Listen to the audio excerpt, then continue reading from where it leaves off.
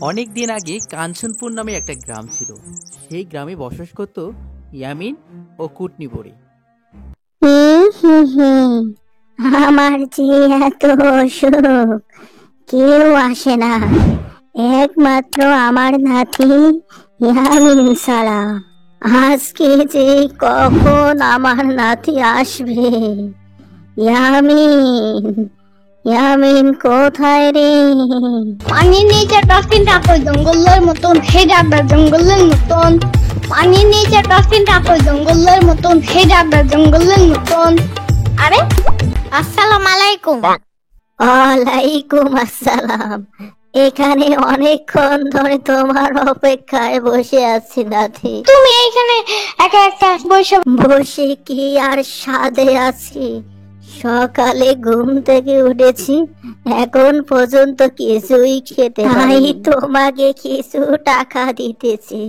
সেই টাকা নিয়ে কিছু আমার জন্য রুটি নিয়ে আস, আর সেখান থেকে তুমি 10 টাকা নিয়ে কিছু খেয়ে নিও নাতি। আমার লাগবে না। 10 টাকা তো দিবে দাদু ভাই।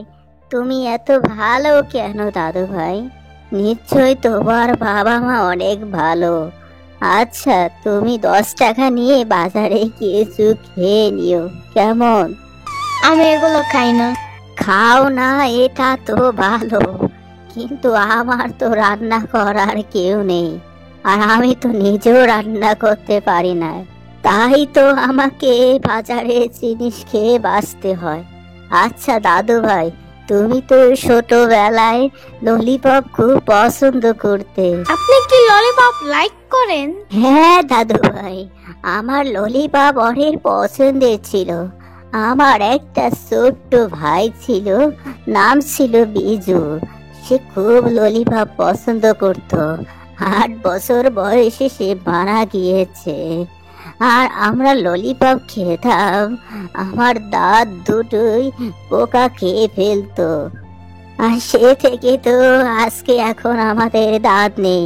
তুমি কি জানো না? না দাদু ভাই, জানতাম না। আর আমাদের সময় তো এত ভালো ভালো ডাক্তার ছিল না। তো এখন তুমি বাজারে যাও, আমার জন্য 2টা রুটি কিনে আনো, তারপর আমি কিছু খেয়ে দিয়ে বাঁচি। যাও ইয়ামিন। খেতে পারবা, বুঝছো? আচ্ছা দাদু ভাই, ঠিক আছে, তুমি নিয়ে আসো, আমি তোমার অপেক্ষায় আছি। কিন্তু বন্ধুরা, এখানে একটা ঘটনা ঘটেছে। ইয়ামিন যখন রুটি আনতে চায়, তখন তার দাদি এখানে মারা যায়। এই ভিডিওটা যদি দেখতে চান তাহলে অবশ্যই চ্যানেলটিতে সাবস্ক্রাইব করে পাশে থাকা বেল আইকনটি অল করে দেখেন। আমরা পরবর্তী পার্টে নিয়ে আসবো এই ভিডিওটা।